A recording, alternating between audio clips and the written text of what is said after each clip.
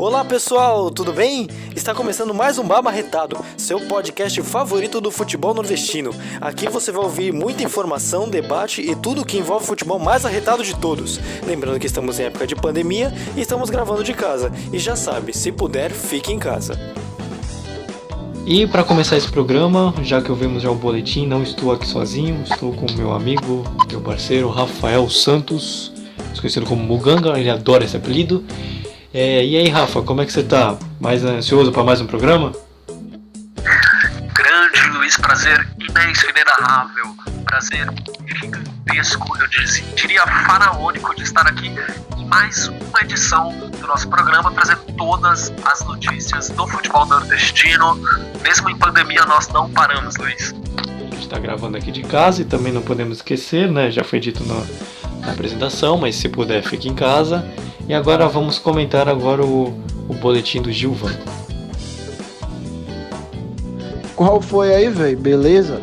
Venho trazer as principais informações de futebol baiano. O governo da Bahia prorrogou a suspensão de jogos de futebol até o dia 6 de julho.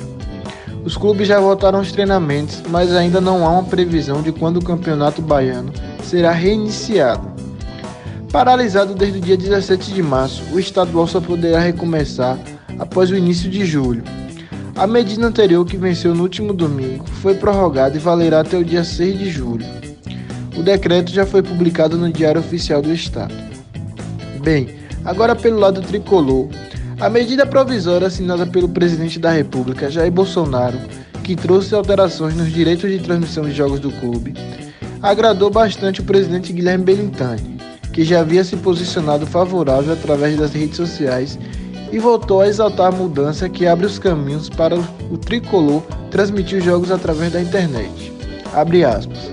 Muita gente me perguntando por que estou tão animado com o novo modelo dos direitos de TV. Vou detalhar. O modelo atual é desigual, é horrível. Não foi capaz de promover a união dos 20 clubes. Fecha aspas.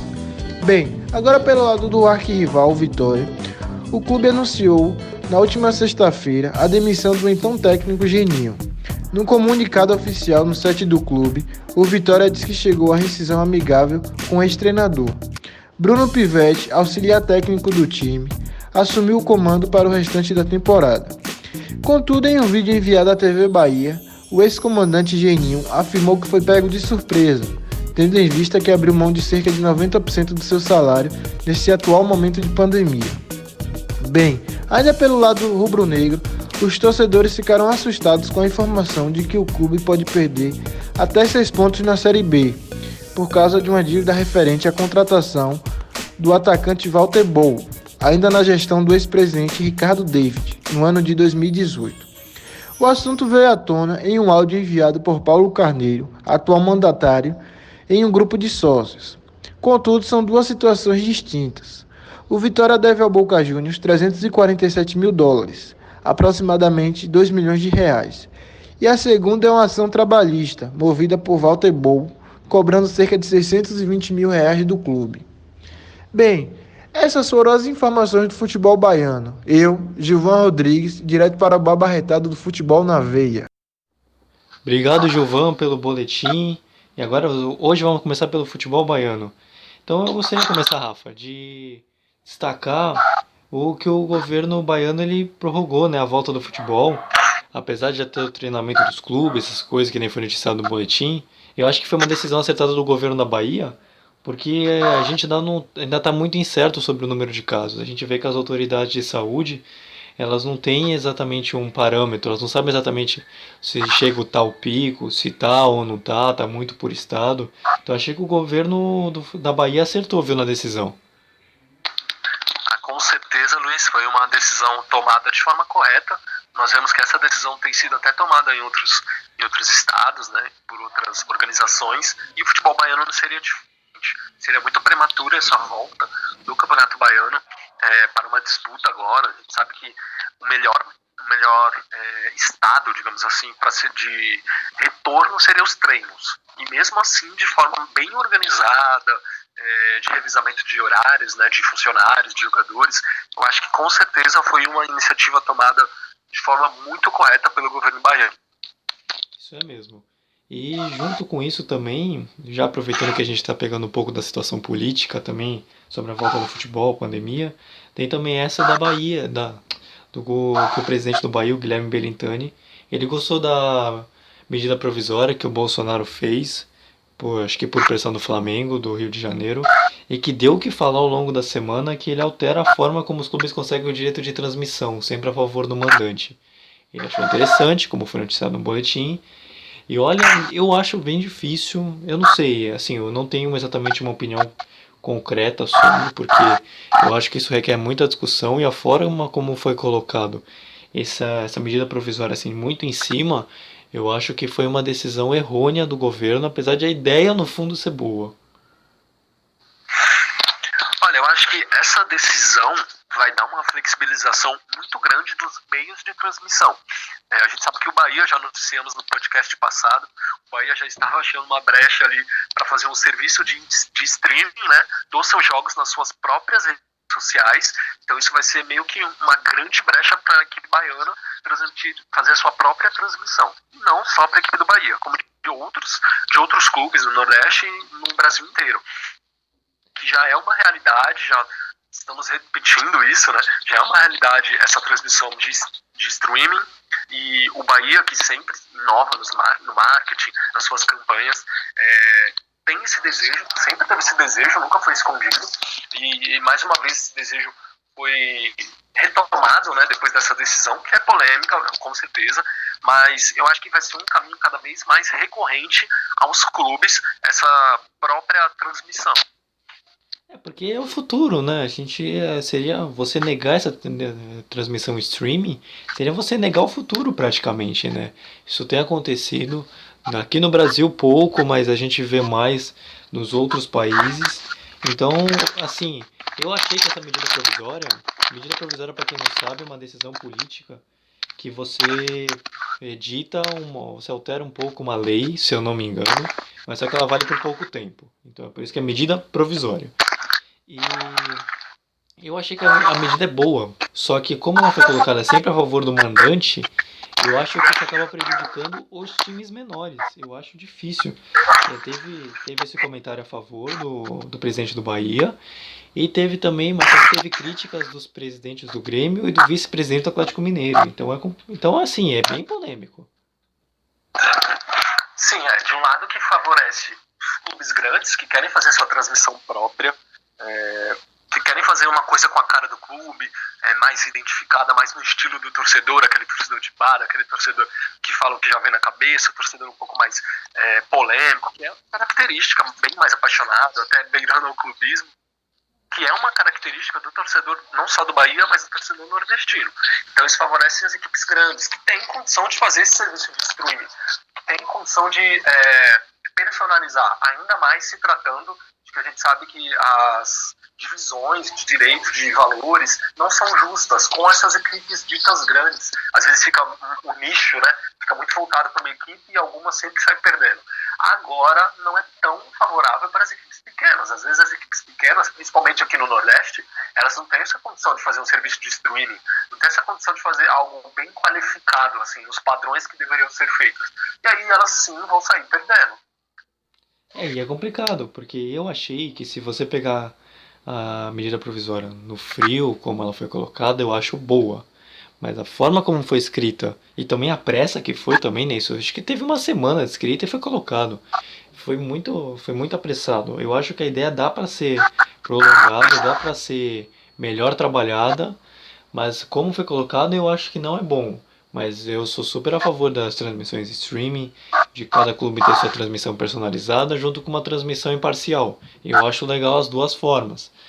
O seu time, você poder ouvir no seu celular, de repente uma transmissão que nem a gente faz de podcast, de estilo rádio, e talvez você veja na televisão uma transmissão mais imparcial. Eu acho interessante, eu acho que dá para mesclar bem essas coisas. Sim, acho que também seria uma opção, já que caso vire realidade essas transmissões, os clubes podiam se juntar, fazer um serviço, sei lá, os clubes da Bahia, a Federação Baiana, o que é feito em São Paulo, né? Que a Federação Paulista ela faz uma transmissão muito boa, mas lógico, seria no padrão que os clubes pensam. Porque as serviços de streaming próprio dos clubes são algo que tem a característica, é como se fosse um torcedor transmitindo o jogo do seu time. Lógico, aí a federação não vai ter essa condição de personalizar cada partida. Então isso fica... os clubes ditos menores, né, de medianos para baixo, eles vão sair perdendo muito nessa decisão, caso ela se confirme 100%. Isso é.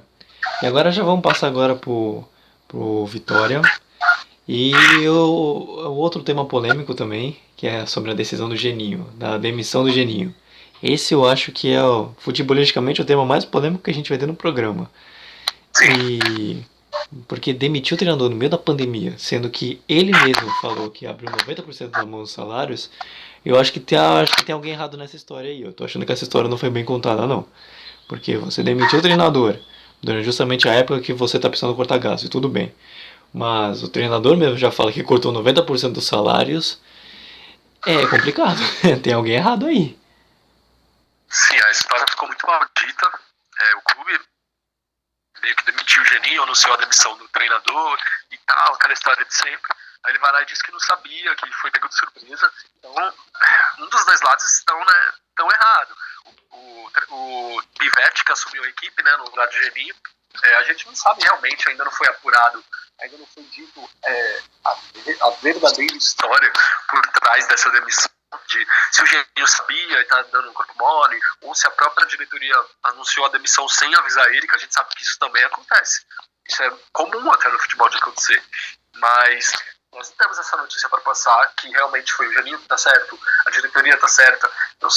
Uma coisa eu sei mandar o treinador embora agora é bem complicado, mesmo que seja para enxugar os gastos, mas nesse caso eu acho que nem é isso, porque ele mesmo disse que abriu mão, mas será que ele abriu mão também? Então é uma discussão bem ampla, uma discussão que abre uns parênteses bem complicados de se dizer.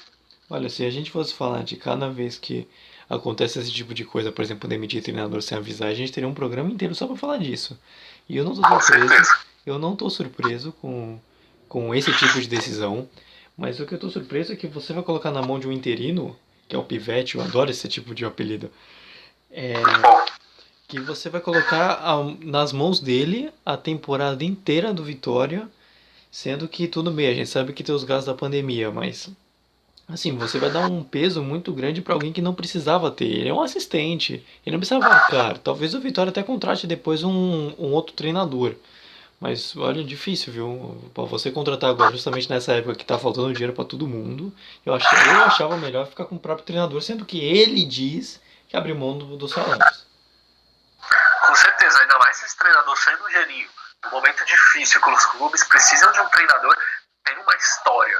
Então, nesse momento, mandar embora um treinador que já é experiente, já passou por vários clubes grandes do Brasil, já tem uma rodagem mais diferenciada, e optar por um treinador... Não estou aqui desconfiando, debatendo a qualidade do Pivete, mas um treinador que ainda não teve essa experiência é meio que um tiro no escuro, é algo bem complicado. Não é nem discutir a habilidade do Pivete em treinar, mas é sobre muito como a situação se desenrolou. Ele não precisava segurar essa bucha agora, né, entendeu? Ele não poderia ter feito de uma decisão melhor e pelo menos ele mesmo ficar mais preparado, mais ciente da situação, porque é uma responsabilidade muito grande você comandar o Vitória. É um peso enorme. Há uma torcida muito fanática e muito apaixonada pelo time. Aí você vê o torcedor do Vitória com esse tipo de situação, ele fica meio desacreditado na equipe. Sim, é complicado. Aí já não querendo atravessar a notícia, né, da notícia antes da hora, mas isso daí já encarreta outra notícia muito ruim que a gente vai falar agora, referente à perda de pontos, a provável, né, perda de pontos da equipe na Série B. Então, uma coisa já vai acarretando a outra, isso daí já vai acumulando uma pressão para cima do Pivete. Já vamos passar então que foi dito no boletim, a última parte, que o Vitória pode perder 6 pontos, por causa do atacante do Walter Bull, sobre uma dívida que pode acontecer. E essa é uma coisa que tem corrido com uma certa normalidade e que se popularizou por causa do Cruzeiro de Minas Gerais, que ele perdeu 6 pontos e agora tá todo o clube com dívida, tá preocupado em de repente ser punido com perda de 6 pontos. Mas só que é uma dívida muito grande, $347 mil, foi passado no boletim, são mais de 2 milhões de reais. Poxa, 2 milhões de reais numa época de pandemia sobre um clube que já demitiu o próprio treinador, não vai ter dinheiro para cá. E ainda mais que o atacante tá com uma ação trabalhista em cima do próprio clube. Sim, aí você acarreta isso. Você cria polêmicas, cria barreiras, cria problemas onde não tinha. Foram problemas criados pelo próprio Vitória. A demissão do Geninho. Aí coloca um pivete que é da categoria de treinador, né? Aliás, veio para assumir a equipe, não tem essa experiência como treinador oficial da equipe. E aí tem essa provável perca de pontos. E aí vai acumulando uma coisa a outra, vai virando uma bola de neve. Isso nem tá tendo jogo. Quando os jogos voltarem, o Vitória vai estar sob uma pressão sem ter jogado. Para ver a gravidade que tem essa situação e essas notícias. Sim, o próprio Vitória cavou a própria cova, né? Como diz a expressão. Porque foi o que você falou. É o próprio clube que está se afundando. E aí ele vai conseguir uma capacidade enorme de você colocar uma pressão em cima de você mesmo, sendo que não tem nem campeonato. É isso mesmo. E você, como agora o Vitória vai passar por cima disso, sendo que nem ele sabe como vai pagar a dívida e se vai ter treinador, e se vai conseguir ter jogador, se vai bancar, como vai ser o pós-pandemia. O Vitória tá se afundando pela própria incapacidade mesmo. Exatamente, isso é a falta de um planejamento, né? E nem é um planejamento de primeiro mundo, não. É um planejamento básico do básico. É uma coisa que qualquer clube faz sem pensar, praticamente. Então, é simples, tem um treinador como o Geninho, com a história que o Geninho tem, não mandar embora, ele pedindo para reduz, ele pediu para ele, não foi eu que pedi, não foi o Luiz que pediu, foi ele que pediu para reduzir. Ele simplesmente reduz, ele não pediu para aumentar o salário, pediu para reduzir, de tão bizarra que é essa história. Reduz, continua com ele, deixa ele pelo menos até o campeonato voltar, né, ou até se normalizar. Aí sim, não quer mais, aí manda embora, né? Se acha que é realmente necessário, mandar embora. Agora, manda o cara embora no momento difícil que está se tornando, aí é ficar suscetível a críticas mesmo. E você também não sabe também como vai ser a situação, e você poderia também, o Vitória poderia ter feito um acordo com o próprio Geninho, porque assim como treinador e como jogador de futebol, eles têm um salário muito alto. Então chega assim pro Geninho e fala, ó Geninho, tem um problema se você não receber durante 2 meses, é para equilibrar as situações aqui do clube, é porque a gente não sabe como é que vai ficar daqui para frente, ou pelo menos para pagar essa dívida também. Então você já ajudaria a ter algum problema, você conversa com o próprio treinador e se de repente não tivesse condições, até você poderia demitir mesmo. Mas com esse tipo de situação, você demite, sendo que o cara já cortou 90% dos salários e nem ele foi avisado, fica muito difícil de defender o Vitória também. Fica bem complicado e vamos esperar, né? Desejar sorte pro Pivete. Não estamos aqui, né, para duvidar de nada. É a chance dele também, né? Às vezes é a chance da vida dele. Às vezes ele dá a volta por cima, passa por cima de todas essas barreiras, faz o seu nome no futebol brasileiro, no futebol nordestino. Então eu acho que é uma grande cartada para ele também, olhando pelo lado do Pivete. Eu acho que é a chance, com certeza, a chance da vida dele, de passar por cima de tudo isso e sair como herói. E a gente sabe que a torcida do Vitória, apesar de tudo isso, é uma torcida que acalenta, é uma torcida que recebe bem. Então possa ser que ele, né, dê a volta por cima. É a torcida de todo o torcedor do Vitória. É o que todo torcedor do Vitória hoje está esperando, viu? É essa decisão de repente ele virar um herói. Só assim para aliviar a direção do Vitória desse jeito, viu? Agora vamos comentar sobre o futebol pernambucano. Então vai lá, Herbert Ramos, solta o seu boletim.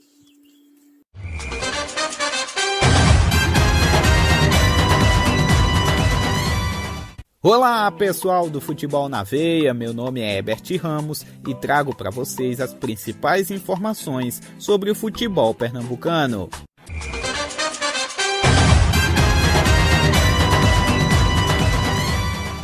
O Sport voltou a notificar judicialmente o Flamengo por conta de pendências na venda do lateral esquerdo René. Segundo o Leão da Ilha, o clube carioca segue se esforçando para não cumprir o que já estava definido anteriormente por meio de contrato oficial. O rubro-negro pernambucano diz que não recebeu o dinheiro declarado no balanço do clube carioca e por isso busca esclarecimentos sobre a negociação.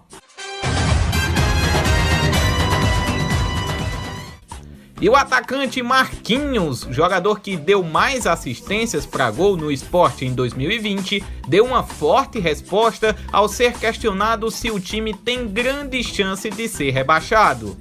Abre aspas. Quando me apresentei, falei que era um sonho jogar a Série A e eu não quero cair da Série A para a B. E não vou. Acho que muita coisa vai mudar. Temos um elenco forte, temos um elenco de homens, de trabalhadores.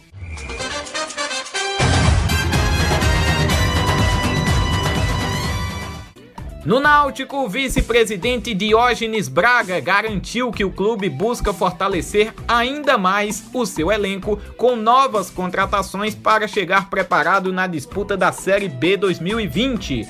Abre aspas. O que a gente vê é que temos que ter um grupo muito forte, porque os jogos vão acontecer com intervalos muito curtos entre eles. Então repetir time vai ser praticamente impossível. Vai se rodar muito o elenco. Então, como a gente vem conversando, comissão técnica e diretoria, vamos precisar de no mínimo 2 jogadores de confiança por posição. O Náutico está no mercado, fecha aspas, afirmou o dirigente.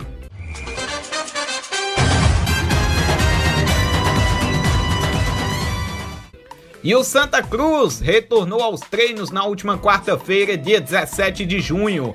De acordo com o departamento médico tricolor, 86 pessoas de dentro do clube fizeram exames e 9 tiveram resultado positivo para a Covid-19, sendo 3 atletas, mas todos eles já estão curados da doença. O elenco já trabalha no CT, aprimorando a parte física dos seus atletas. É bom lembrar que o Santa Cruz não deu férias ao elenco durante a pandemia e, mesmo que distante, monitorou todos os treinamentos do grupo.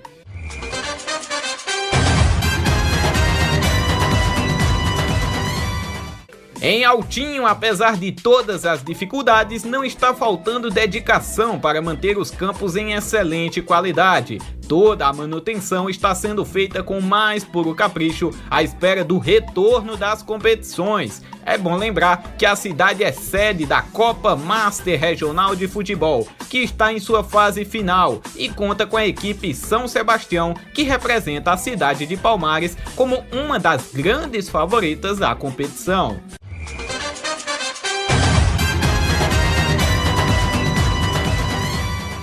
E o Central resolveu fazer uma live para comemorar os 101 anos do Clube Caruaruense. Infelizmente para eles, a iniciativa de acumular doações durante a transmissão foi por água abaixo. Apenas R$16 foram acumulados. A Patativa esperava uma ajuda para quitar os 2 meses de salários atrasados do clube.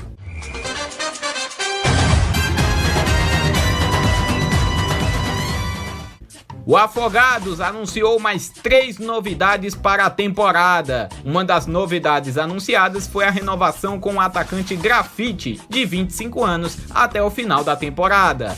Também foi anunciada a volta de um conhecido da torcida, o meio-campo Thiago Bagagem, que estava no São Gabriel do Rio Grande do Sul. O atleta teve passagem pela Coruja nos anos de 2014 e 2015. A outra novidade é o atacante Júnior Mandacaru, de 26 anos. O jogador estava no Nacional da Paraíba e foi destaque da equipe no Campeonato Paraibano até a paralisação do futebol.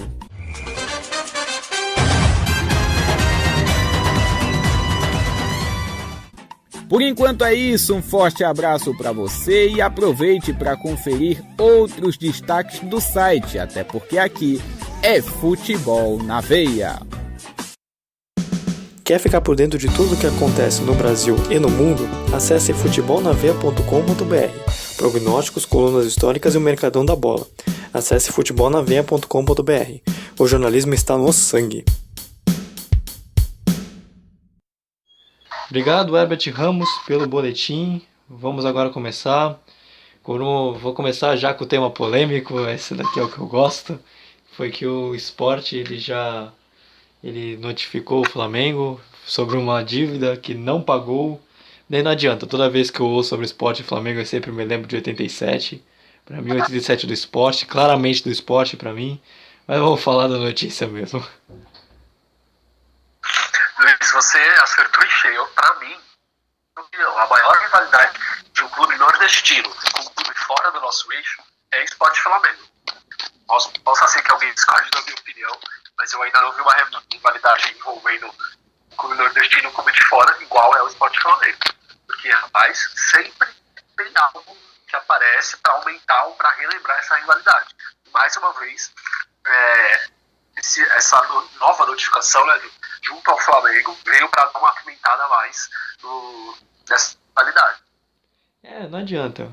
A gente já noticiou isso em programas passados, mas o Flamengo tá complicado, cara. Tá difícil. Eu vou fugir um pouco, mas é só para poder entender, né?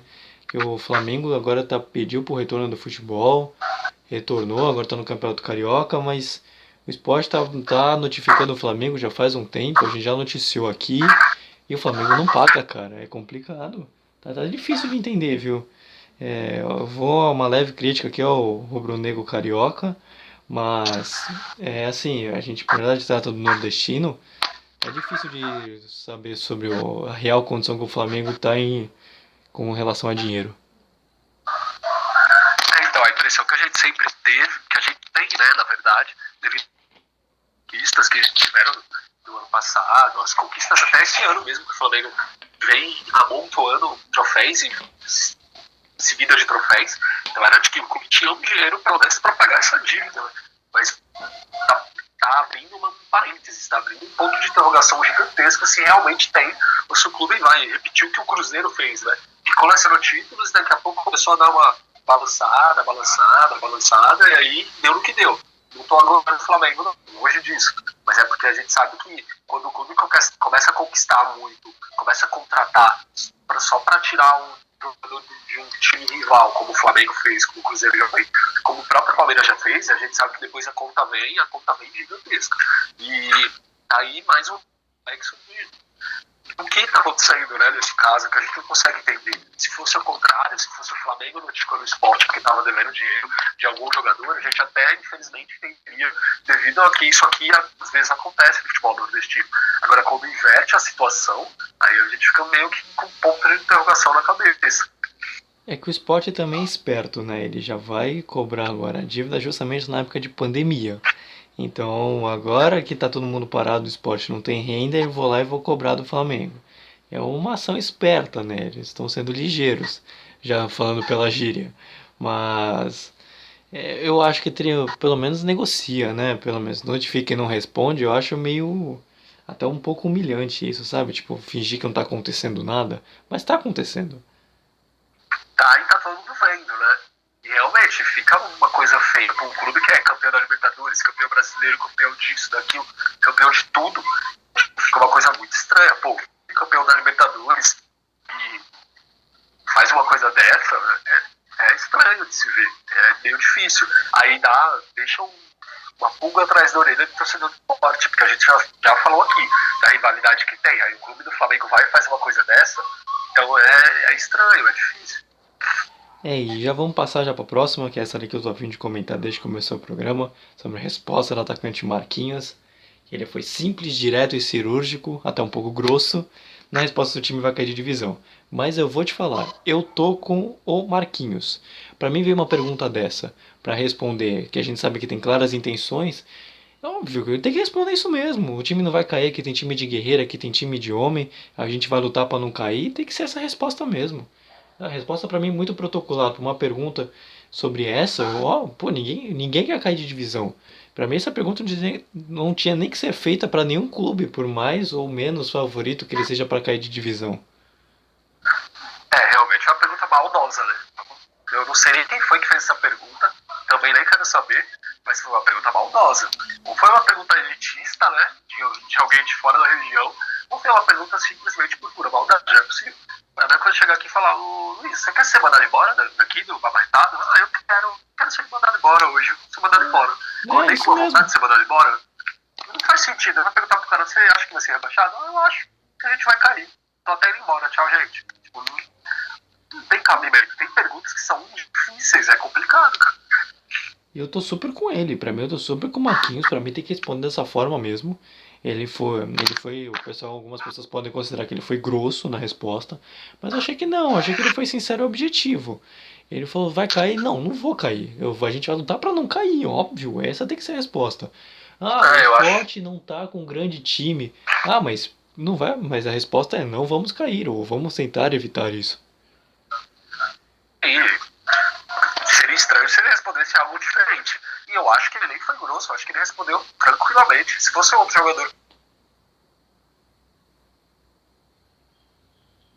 Pode ir.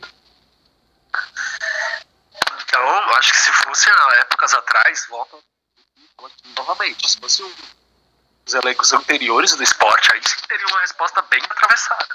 Mas até que foi, na minha opinião, foi uma resposta super tranquila. E eu tô com ele. Eu acho que pra mim tem que responder assim. Se ele sentir que a pergunta é maldosa, você pode até responder você pode até perguntar, tipo, sabe que pergunta foi essa? Óbvio que não queremos cair. Porque um pouco da resposta protocolar que todos os jogadores dão é que justamente você abre margem para esse tipo de pergunta. Exatamente. Esse é o grande ponto, Luiz. Primeiro, eu acho que o Sport não vai cair. É uma opinião minha. A gente sabe que na hora da decisão, o Sport cresce, a torcida compra a ideia e a torcida favorece o clube. Então, foi uma pergunta maldosa. A gente sabe disso. Mas isso é um reflexo das mesmas respostas prontas, né? Daquelas mesmas respostas prontinhas, assim, padrão, vamos lá, alegrar a torcida, ir buscando 3 pontos, aquela coisa bem padronizadinha, assim. Então, realmente é algo muito diferente. Aliás, é algo muito. É um reflexo, é uma resposta. Porque o jornalista vai na mente, falando agora na visão do jornalista. Ele sabe que se ele perguntar, o cara vai falar, eu vim buscar os 3 pontos para alegar a torcida e dar, enfim, busca do título. Bom, é aquilo, não muda. Mas isso é reflexo de várias coisas, né? Já é um reflexo, já é um padrão que foi estabelecido, já é a marca de um dos jogadores brasileiros. Então, eles já são instruídos desde categoria de base até seu final de carreira. Então, isso é simplesmente um reflexo. É um reflexo ruim? É um reflexo ruim. Mas não deixa de ser uma resposta. E agora já vamos passar para a próxima. Rafa, você acha que o Náutico precisa de contratação para o elenco? O que tu acha? Olha, dentro do boletim que foi passado, para que ele quer fazer essa rodagem do elenco, né? Meio que já é comum na Europa, que começa um time para jogar, sei lá, Bundesliga, outro time para jogar a Copa da Alemanha, outro para jogar Champions. Enfim, são times, eles vão rodando o time. Meio que o Palmeiras tenta fazer aqui às vezes, o Flamengo tá tentando fazer às vezes. Então, se for parar para pensar nesse ponto de vista, eu sou totalmente favorável. É bom. Para fazer isso tem que ter contratação, óbvio. Agora, se não for por esse motivo, aí não é necessário, né? Se não for também estrangular os cofres, também não vejo necessidade. Eu acho que a ideia é legal. Você precisa, justamente por o elenco estar mais curto e os campeonatos vão ser muito juntos, então vai ser tudo muito no mesmo período. Vai ter muita rotação, tanto que vai permitir até 5 substituições, que a FIFA já permitiu para pelo menos essa temporada.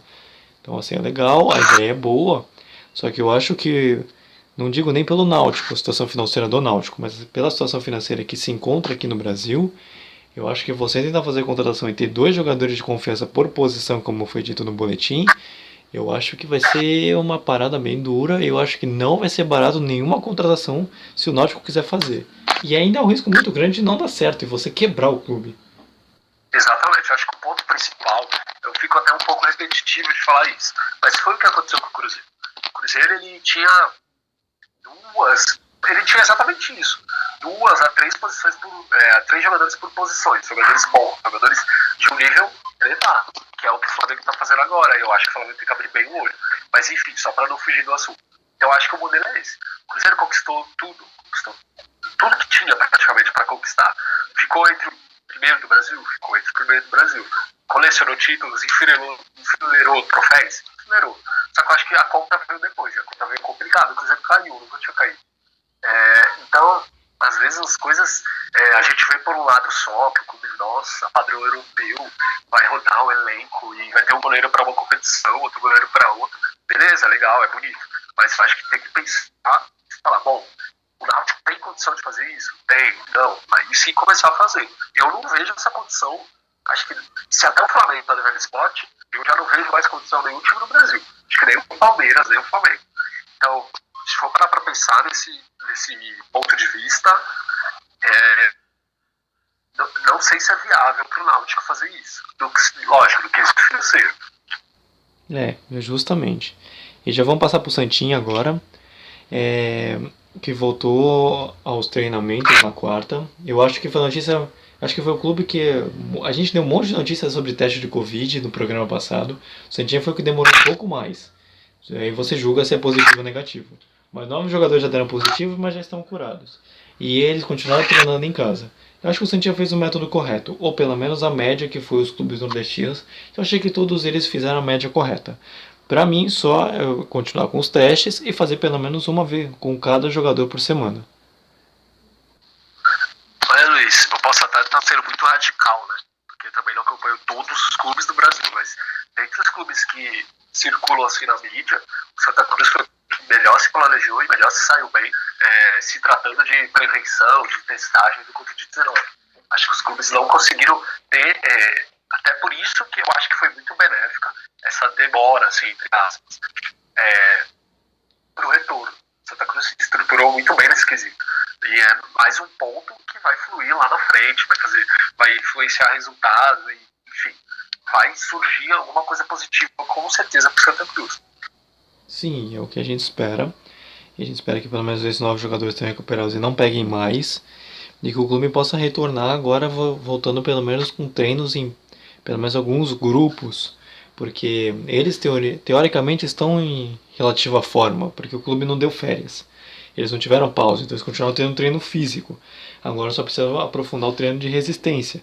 Porque o elenco do Santinha não é ruim, mas só que eles vão estar fora de ritmo, assim como todos os outros times também estão, que estão voltando agora aos treinamentos. E agora já vamos passar agora para a última notícia, que é uma notícia meio meme assim, sabe? Que o Central tentou fazer uma live de arrecadação para o clube para poder pagar 2 meses de salário atrasados. Mas, cara, a ideia acho que foi a forma mais errada possível. Só não foi mais porque arrecadou R$16. Acho que se tivesse arrecadado nada, aí eu acho que o clube deixaria de existir, cara. Meu Deus. Não, realmente foi uma coisa chata, né? Chata. Acho que essa é a definição exatamente completa. Foi uma coisa chata. Sabe que fica com vergonha alheia? Eu já tava vendo uns vídeos e o vídeo era exatamente sobre isso. Sobre vergonha alheia. O cara via os vídeos e desse vergonha alheia nele, ele tinha que beber água. E aí ele ia bebendo água durante todo o vídeo. Então se eu tivesse um copo d'água agora, eu com certeza acho que beberia um galão. Porque, tipo, é uma vergonha. Sabe aquela vergonha alheia que dói no estômago? Foi isso quando eu vi esse boletim. Mas é triste, né? Porque é uma comemoração de 101 anos, um clube centenário, um clube super tradicional no estado e no Nordeste inteiro também. E foi uma coisa tão chata, né? Uma coisa triste mesmo. Mas assim, essa parte de arrecadação é complicado, porque eu entendo que o Central está com dívida, mas tem que saber também como foi também divulgado essa notícia, porque se você fala que foi para pagar salário atrasado, o pessoal não vai dar dinheiro. E também, porque o pessoal também tá querendo segurar também, sabe? Eu não vou conseguir dar pro clube porque eu também preciso, entendeu? Tem muita essa situação hoje. A gente sabe que é uma realidade. Isso. Assim, às vezes foi divulgado o motivo certo. Eu tô, supondo, não sei como foi divulgado, não dá pra saber. Mas às vezes é realmente isso. O torcedor do Central não tinha não tá no momento de ajudar, sabe? Ou às vezes o torcedor não quis mesmo, às vezes acontece, o torcedor tá revoltado com o clube, com a fase que o clube vive, e não quer ajudar, ponto. Mas que ficou uma história bem chata, ficou. E eu queria fazer um parênteses aqui, Luiz, se você me permite. Fale. De um outro clube, do Afogados. Pode falar. Vou ter que apelar pro lado humorístico. O Afogados aceitou a renovação do Grafite e a contratação do Thiago Bagagem. Não é aquele Grafite, é um outro Grafite, 26 anos. E aí, o que me mandaram aqui? Que o Grafite vai tentar escrever uma nova história no Afogados, e o meia Thiago Bagagem tem uma grande bagagem pelo futebol brasileiro. O que eu faço com esse público, com essas pessoas? Fala pra mim. Não, é maravilhoso. Não tinha como falar isso de uma forma mais correta do que isso. Isso que é falta. Mas vamos pro próximo assunto, que é melhor. É maravilhoso. Não, uma apresentação melhor do que essa não tem. E agora vamos com Renara Bessa com notícias diretamente do futebol cearense. Vai lá, Renara. Fala galera, eu sou a Renara Bessa e estou aqui para trazer as informações do futebol cearense. O Fortaleza teve o lançamento do mosaico 3D com fotos de torcedores. Marcelo Paes anunciou a live de São João. Também teve o anúncio da plataforma de streamings de jogos, o lançamento das novas camisas de goleiro e também o Fortaleza no top 10 de clubes com mais sócios e torcedores. Já o Ceará, após as novas testagens ao novo coronavírus, todos os testes deram resultados negativos. Ceará tem elenco liberado para treinamento. Leandro Carvalho ainda não retomou as atividades. O Alvinegro, em sua última live realizada, comunicou a aquisição de seu novo e moderno equipamento, ônibus do time do povo. Vozão anuncia que em breve terão uma experiência para a nação alvinegra. O Ferroviário lançará terceiro uniforme em agosto. O Tubarão da Barra participa de ação do Junho Vermelho para doação de sangue com mascote Tutuba. Ferroviário doa 5 toneladas de alimento para 600 famílias de comunidade de Fortaleza. E por último, Ferroviário lança aplicativo com streamings para sócio-torcedor em agosto. Então, galera, essa foi a notícias do futebol cearense. Obrigado, Renara, pelo boletim. E eu quero começar já com o Fortaleza, que eu achei muito legal, que é a estreia do mosaico 3D com os torcedores. Deve dar um up legal nas transmissões, principalmente quando passar pela televisão ou pelas redes sociais. E também do streaming também, que é o que a gente já passou também e está virando moda. E eu acho que é questão de tempo para que todos os clubes tenham. Sim, Fortaleza, Bahia, galgando entre os dois maiores clubes do Nordeste na atualidade, obviamente, claramente. Isso no momento não tem discussão ainda. Esperamos que esse leque amplie, né, de mais clubes com uma condição boa. Mas no futebol brasileiro, o Fortaleza sempre vem inovando nas suas campanhas, nas suas ações. E tá aí, o lançamento do Mosaico 3D, o lançamento da plataforma streaming do clube, que é algo super importante no dia de hoje, ainda mais em tempos de quarentena, que os torcedores não têm muitas opções, é algo super importante. E muito já na realidade de vários clubes, a gente já até chegou a tratar disso aqui no nosso podcast, notícias de outros clubes, né? E o Fortaleza vem inovando, vem se ampliando, vem se revolucionando, vem se atualizando. Isso é super importante. E isso já me acrescenta também, até também já na próxima notícia que ela passou no boletim, a Renara, que o Fortaleza está no top 10 sócios torcedores do país em quantidade.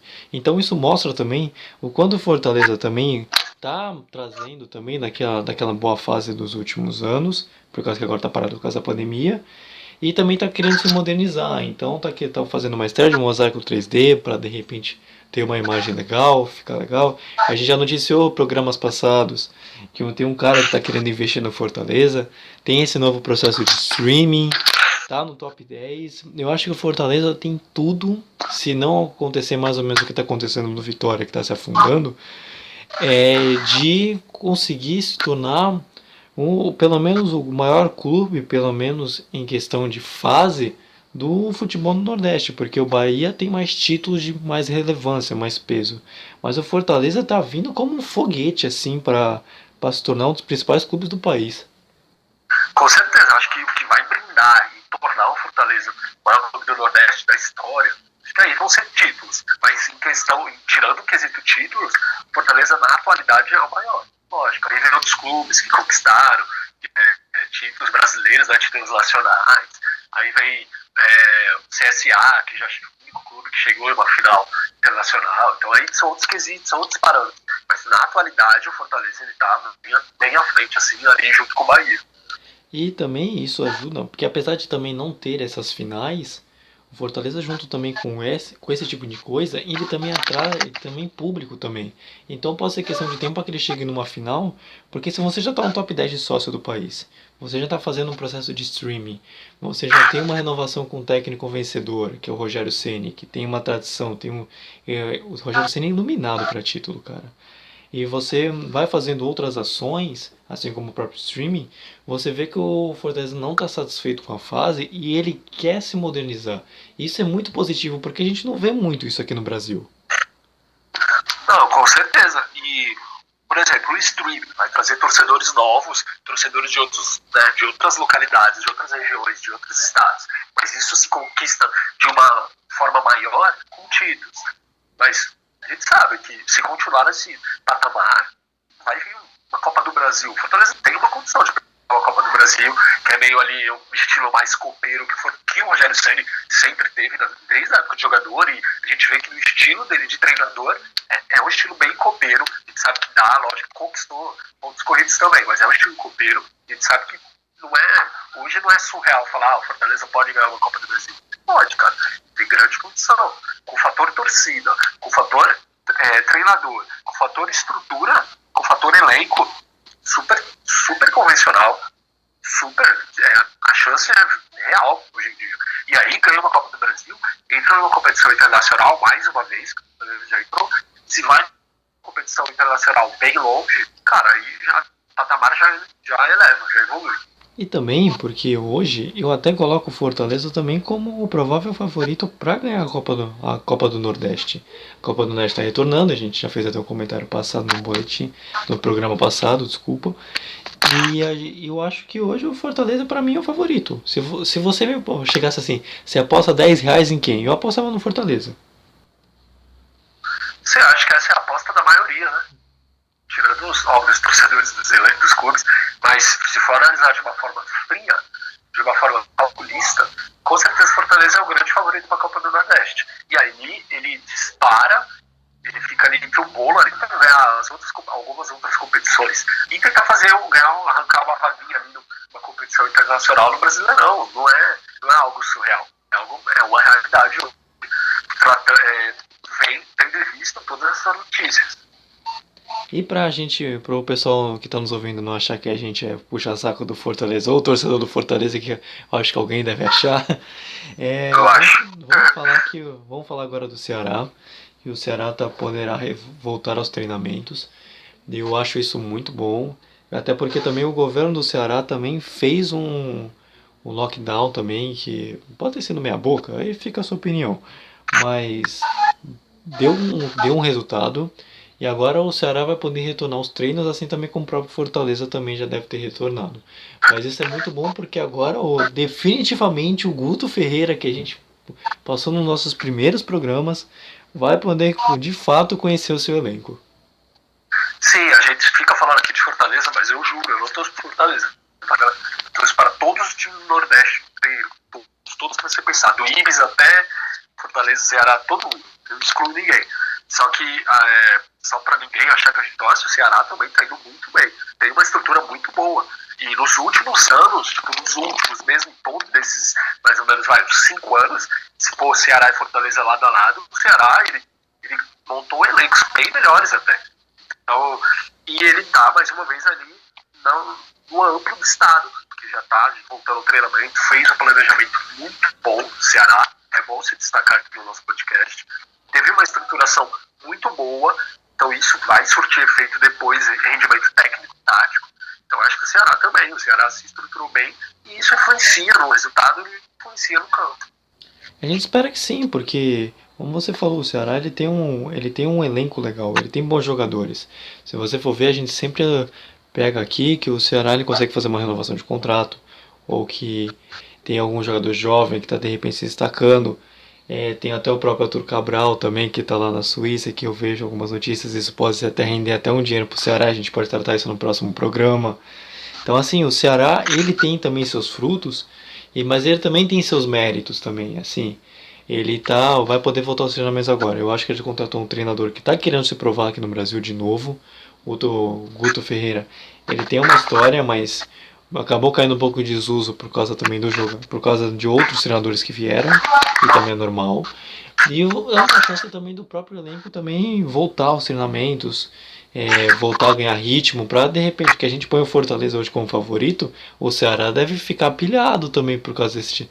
Pô, como assim você põe meu arquirrival também como favorito? Então vamos também voltar também daquele jeito. Sim, a torcida do Ceará é uma torcida efusiva. É uma torcida que a rivalidade tá ali, sabe, infectada no sangue do torcedor do Ceará. Então eu acho que eles não, óbvio, que vão vir com sangue nos olhos. Os jogadores vão querer mostrar que são o melhor, que é o melhor clube do estado. Isso daí é uma realidade. Isso acontece muito aqui no Nordeste. Quando, sei lá, numa época ali, 2012, né, aquela época ali, mais ou menos, que o Sport era dito o melhor time do Nordeste, rapaz, aí aquilo despertava nos outros torcedores muito a rivalidade. Foi clara, super clara. Então acho que isso vai acontecer sim esse ano. Eu não acredito também, viu? Eu acho que a melhor coisa pro esporte, indiferente da modalidade, é da rivalidade. Então eu acho que quanto mais rivalidade tiver, melhor é pro estado, pro clube, pros jogadores. Então eu sou super a favor de ter uma rivalidade ainda maior, porque quanto também maior o tamanho da rivalidade, maior é também o tamanho do seu clube. Então eu sou a favor da rivalidade sim, e que aumente ainda mais. Com certeza, né? Por exemplo, é super bom pro estado, pro turismo, pra economia, enfim, pra vários aspectos. Esses dois clubes fortes. Não adianta só um Fortaleza e o campeonato estadual. Fica em desuso. Perde o brilho, perde o seu aspecto. Ainda mais que as pessoas sempre querem acabar com o campeonato estadual. Eu acho que o acabar não é o ponto, mas sim reformular. Mas se os clubes não forem fortes, se tiver só um clube no Ceará, só um clube no Pernambuco, não adianta. E cada vez mais o desuso do estadual vai ficar à tona. E a gente torce também para que cada vez a rivalidade fique ainda maior e que também o Ceará pegue tantas boas ideias dos outros clubes quanto também do Fortaleza também, que está com umas estruturas muito legais também, viu? Sim, óbvio, com certeza. É que além de rivalidade, é uma motivação, né? São ideias, é meio que um espelho, um exemplo. Como uma época o Ceará era o grande nome do estado e o Fortaleza estava meio ali em esquecimento, meio ali na encolha. Então agora mudou, como daqui a pouco pode ser os dois, daqui a pouco pode ser nenhum dos dois. Enfim, a gente sabe que o futebol, o aspecto financeiro, de organização, ele vem mudando, ele muda de fora do tempo. Quer ficar por dentro de tudo o que acontece no Brasil e no mundo? Acesse futebolnaveia.com.br. Prognósticos, colunas históricas e o mercadão da bola. Acesse futebolnaveia.com.br. O jornalismo está no sangue. Já vamos passar o nosso giro de notícias. E aí galera, tudo bem? Jason Moraes, direto do Piauí para o podcast Baba Retado. Aqui no estado do Piauí, o retorno das atividades esportivas segue indefinido devido à pandemia do novo coronavírus. Os decretos de isolamento social começaram a ser flexibilizados, mas o esporte está entre as últimas atividades a serem liberadas pelo governo estadual. Com isso, a Federação de Futebol do Piauí, FFP, realizou na última quinta-feira, dia 18, uma reunião virtual com os clubes para discutir a retomada do Campeonato Piauiense, paralisado há mais de 3 meses. Como de costume, nada foi resolvido e marcaram uma nova reunião. Alguns clubes alegaram que estão sem recursos para a renovação de contratos com os atletas e o Parnaíba, time do litoral do Piauí, sugeriu que a retomada da competição aconteça apenas no final do ano, mas não deu detalhes sobre como ficaria o calendário. Enquanto nada se define, o River começou a se movimentar. Em uma live montada no seu centro de treinamento, o clube confirmou o retorno do treinador Flávio Araújo, que estava na equipe do Icasa, do Ceará. Flávio Araújo já foi vice-campeão da Série D do Brasileirão e campeão piauiense pelo River em 2015. No ano passado, em 2019, voltou a conquistar o estadual com o Galo, mas pouco tempo depois deixou o comando do time. O clube também apresentou os 3 primeiros reforços para a sequência da temporada. São eles: o meia Bruno Menezes, ex-Souza da Paraíba, o volante Velton Heleno, que estava no Fluminense de Feira da Bahia, e o lateral esquerdo Igor Tavares, que jogou pelo Atlético Acreano em 2019. O River ainda tem um jogo contra o Santa Cruz pela Copa do Nordeste e 6 rodadas para o fim do Campeonato Piauiense. O que a diretoria não esconde desde o início do ano é que o principal objetivo do clube na temporada é o acesso à Série C do Brasileirão. E por isso o time já se movimenta de olho nesta Série D, que promete ser disputadíssima. Lembrando que o River está no mesmo grupo do time do Altos, o outro representante piauiense na Série D. Esse ainda não apresentou reforços para a competição nacional e tenta manter a base do piauiense. Jason Moraes para o podcast Baba Retado do Futebol na Veia. Fala galera, vamos às notícias do futebol paraibano. Na Paraíba, o campeonato estadual já tem data para ser retomado. Em reunião com os clubes, a Federação Paraibana de Futebol decidiu que o campeonato retorna no dia 18 de julho e tem previsão de encerramento para o dia 9 de agosto. A partida de reestreia seria entre Botafogo e Campinense no estádio O Almeidão, em João Pessoa. No entanto, os clubes aguardam a liberação dos estádios pelo governo estadual. A novidade também no futebol paraibano fica por conta dos pacotes de reforços apresentados por alguns clubes. No Campinense, o atacante Reinaldo Alagoano está de volta. Reinaldo esteve no Campinense em 2017 e agora retoma o clube para disputar o restante do campeonato estadual e o brasileiro da Série D. Outro jogador que está de volta ao clube rubro-negro é o zagueiro Breno. Breno teve passagem pela Raposa em 2012 e 2015, onde foi bicampeão paraibano.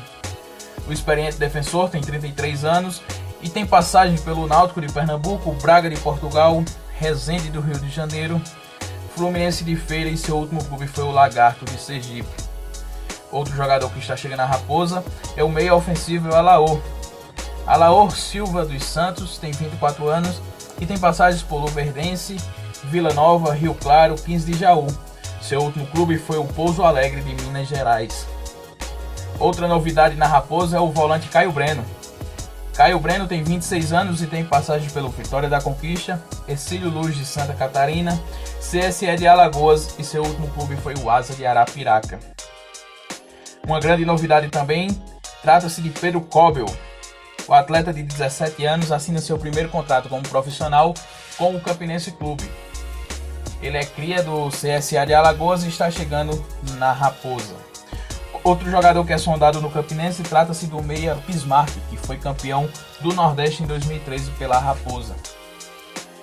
No Galo da Borborema também temos reforços. O lateral direito Léo Pereira está chegando para reforçar o Galo da Borborema. O atleta de 22 anos, natural de São Paulo, estava na Portuguesa e chega como o primeiro reforço visando a retomada das atividades do futebol. Também no Galo, o meio-campista Bruno Mota chega para reforçar o clube nas duas competições que ainda faltam para ser disputadas pelo clube galista. Outra novidade no Galo trata-se de Alisson Cassiano. Zagueiro de 26 anos, é o terceiro reforço do Galo para a sequência do Campeonato Paraibano e disputa da Série C. O atleta, que estava no Patrocinense de Minas Gerais, também tem passagens por clubes como São Bento, Motoclube, Joinville e Portuguesa Santista. Na capital paraibana também temos novidade. O Botafogo anunciou Mauro Fernandes como novo treinador para a sequência da temporada 2020. O último clube técnico foi o Brasiliense, ainda nesta temporada. Primeiro encontro do novo comandante com os atletas alvinegros deve acontecer no próximo dia 29, na volta às atividades. Mauro Fernandes começou sua carreira como treinador no Botafogo da Paraíba e está retornando. Essas foram as notícias do futebol paraibano com o Salviano Júnior para o Baba Retado do Futebol na Veia. Opa galera, aqui quem fala é Luiz Felipe, redator do Futebol na Veia, e eu venho trazer o boletim semanal do futebol alagoano. O coronavírus ainda é o assunto por aqui e o futebol ainda sem previsão de volta. No entanto, os clubes estão se movendo para ficar aptos à volta do esporte.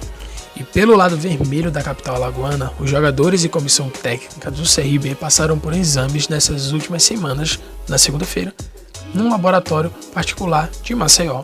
Na terça-feira, os funcionários do clube fizeram os testes no CT Ninho do Galo, na Barra de São Miguel. Os resultados não foram bons. O médico do CRB, Luiz Fernando Barros, informou nesta quinta-feira que 8 profissionais do clube testaram positivo para a Covid-19. Depois o CRB, em nota oficial, confirmou que 7 atletas fazem parte dessa lista, que ainda contava com um funcionário do clube. O médico do Galo ainda explicou que os infectados estão afastados em isolamento e seguindo o tratamento. A recomendação é que eles repitam o teste depois de 14 dias da realização do primeiro exame, além de afirmar que os resultados foram os melhores possíveis. Nenhum atleta ou funcionário está com o pulmão afetado e agora seguem uma rigorosa supervisão do departamento médico do clube. O CT1 do Galo também passou por um processo de desinfecção geral, esperando a volta dos jogadores. Agora a gente vai mudar um pouco e a gente vai no lado azul da capital alagoana, ok? Os jogadores do CSA contam as horas para voltar aos treinamentos, dessa vez não são. Enquanto as atividades em grupo não estão liberadas, o setor de preparação física do clube começou a fazer as avaliações individuais com os atletas. A princípio, eles dividiram o elenco em grupos com poucos jogadores para que não tenham contato com todo mundo, e os exames são aqueles de praxe, como se estivesse começando a temporada. São testes físicos, testes com fisioterapia, fisiologia e preparação física. Além desses exames, os jogadores, comissões técnicas e os funcionários do CSA serão submetidos a uma nova bateria de exames para a Covid-19. Na primeira avaliação, o clube identificou que 10 profissionais testaram positivo para o novo coronavírus. No entanto, nenhum deles teve sintomas e, segundo todos eles, já saíram com uma classe de anticorpos de memória com IgG positivo alto, ou seja, é o melhor cenário possível. São pessoas que tiveram contato com o vírus, mas não tiveram a doença e já adquiriram imunidade para tal. Foi o que afirmou o técnico do CSA.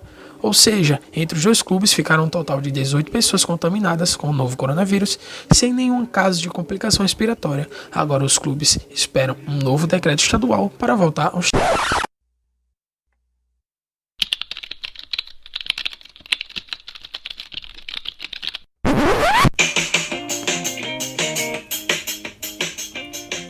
E aí galera do Futebol na Veia, aqui é Maria Sofia e hoje eu vou falar pra vocês as últimas notícias do futebol do Rio Grande do Norte.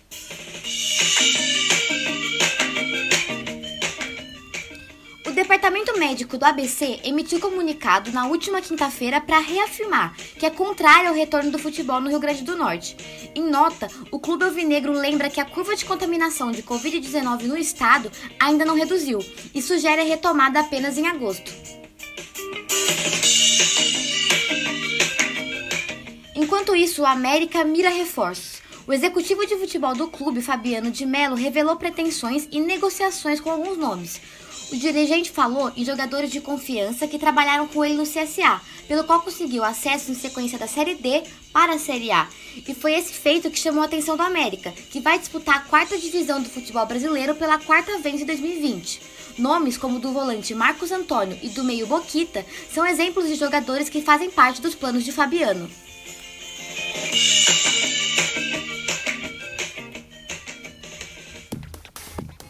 Luto no futebol. Ex-goleiro do ABC, William Cruz, morre vítima de infarto aos 26 anos.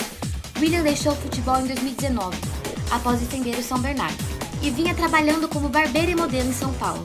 Nossos sentimentos à família e amigos. Essas foram as últimas notícias do futebol potiguar.